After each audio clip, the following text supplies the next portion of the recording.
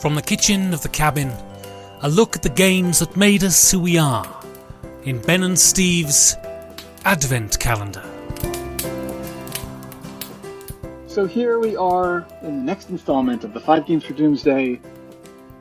Ben and Steve presents Advent Board Game Calendar, or there's some ordering of those words, Ben, that is correct. I can't remember exactly. What is it, the official name of this thing we're doing? This is called... Hang on a second. This is called Ben and Steve's Board Game Advent Calendar, Steve. Ben and Steve's Board Game Advent Calendar, Steve. I mean, I don't know why. That's right. It's a good name. I put your name in it twice because, it'll double the sex appeal. I get it. So the game that you picked today, unlike the games that we've discussed so far, I think we've heard of the games. Both of us have heard of the games, if not played them. I think I've heard you mention this next game. I certainly have never played it, not that I can remember. And looking it up, it seems to be about zombies. So do you have a hard-on for zombies, Ben?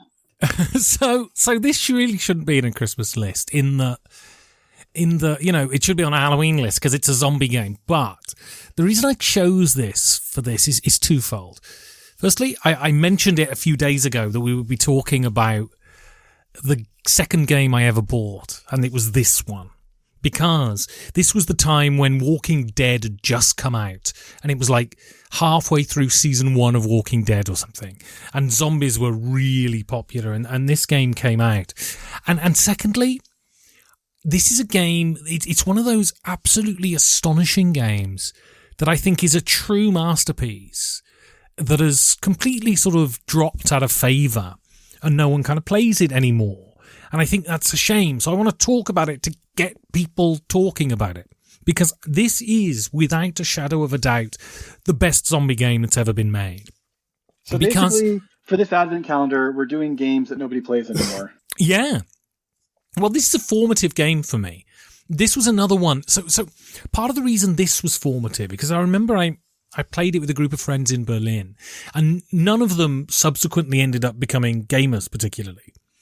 And, this was the second game I'd bought, and I took it down to my friend's place and we played it.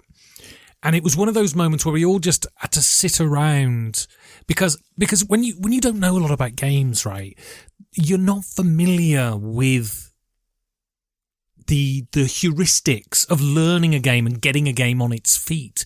And we all just had to sort of sit around and pass the rule book around and try and work out how to play this thing. Because it's when you don't really know a lot about board games, this one's weird and unique and the mechanisms are kind of odd. But we ended up getting it on. Why have we never played this game together, Ben? Well, I don't know. I have it here, so we can play it. When you get back from New York, we'll play it. Yeah, and probably because I prefer zombies. Well, indeed. And so, we got it on its feet, and it ended up being another one of those, formative moments that I was walking home thinking, these things are brilliant. That was so good. That was such a great way to spend an evening, and it was so exciting. And the thing about zombies, right? Why zombies are appealing is because good zombie movies are not about zombies. Good zombie works are not about zombies. The zombies are the sort of catalyst that inspires the worst or the most heroic in people. And zombie stories are always about the people, not really about the zombies, right? And, well, it's like Night of the Living Dead. They're also metaphors. Well, absolutely. And this is a game that truly understands that. You're in a city, the zombie plague has been cured, and this is the last zombie city. And you've got to survive until 4:00 in the morning when the helicopters come and take you away. But unless you've had the vaccine against the zombies, they won't take you in the helicopter. And every player gets a number of characters, and basically you've got to try and keep these characters alive. But people are trying to feed you, other players are trying to feed you to the zombies. And it is funny. It's not a co-op. It's funny and brutal and very, very evocative. So do you remember? I guess you don't watch zombie movies, but there's a zombie movie in the 80s called. I saw that one with the fast zombies. With what's his name? 28 Days Later. No, this is a comedy zombie movie in the 80s called Return of the Living Dead. I haven't seen World War Z though. Yeah. Well, in Return of the Living Dead, City of Horror feels like Return of the Living Dead because it's brutal and funny and it's the comedy of cruelty that it does so well. So there's a water tower in the game, and you can have characters standing on the water tower, and they get the advantage of being able to see where the zombies are coming from, so they can plan for the next turn.